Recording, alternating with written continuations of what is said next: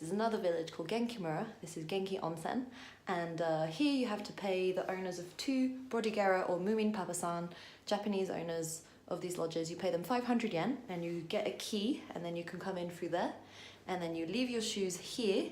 Generally, if there's a step, most hotels you don't have to, but generally if there's a step, it means you have to take your shoes off. So here, and there's some lockers, but they're more for like summer shoes because my big fat Sorel boots ain't gonna fit in there.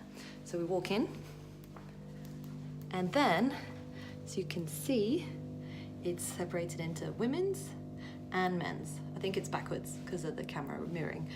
Generally the curtain is red for women and blue for men. This time actually it's blue, so it's a little confusing, but at least it's written in English, and if you don't speak English, then I guess you wouldn't be watching this. So, and next you have the lovely Onsen Baskets.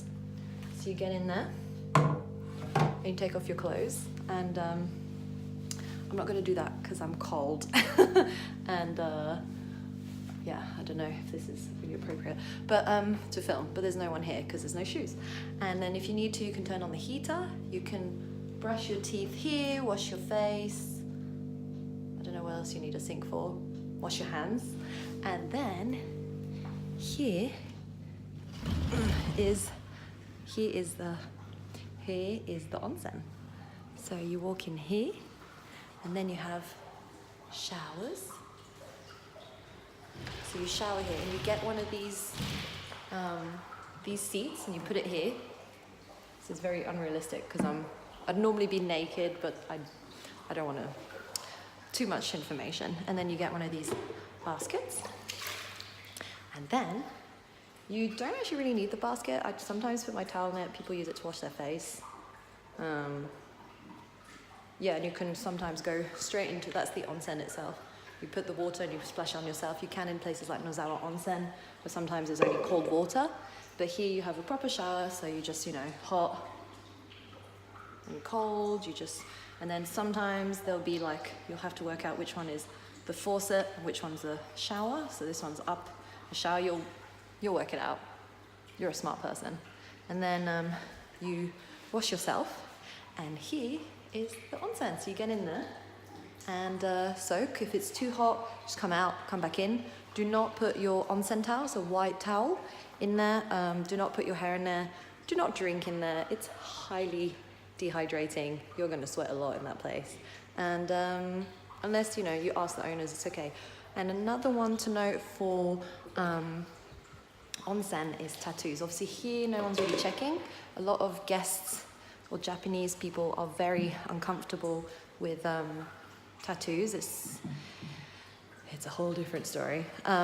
But generally if you ask, if you want to, unless you have a huge sleeve or a huge tattoo, you might want to ask the owners of the hotel or the staff if your tattoos would be a problem. Places like this where it's a bit more private, it doesn't really matter. And yeah, so here's an onsen tour, and yeah, isn't that cool? It's really nice. I would 100% recommend it for those of you uncomfortable in nudity and getting naked. You were born naked. There's nothing wrong with being naked.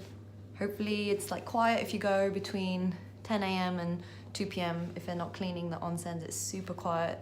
If you go late at night, it's super quiet, so it becomes like kashikiri, like private onsen, technically public. I mean, it's so nice to bathe in a bath that you then don't have to clean up after yourself. Yeah, so that's great. So that's onsen for you. Hope this video helped you.